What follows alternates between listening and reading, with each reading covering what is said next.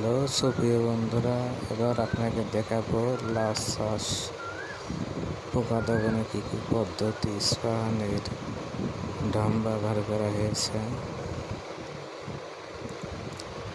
এবং সেচ দেওয়া হচ্ছে, স্প্রে করা হচ্ছে সফিগ্রাম এবং ম্যানথার পাউডার কৃষি কার্যক্রম।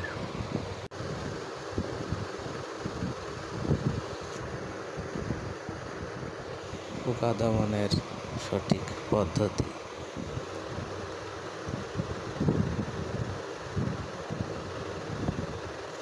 দেখেন কতগুলো পোকা ড্রামের ভিতরে গিয়েছে, লাল আঠায়ও লেগেছে, হলুদ আঠায়।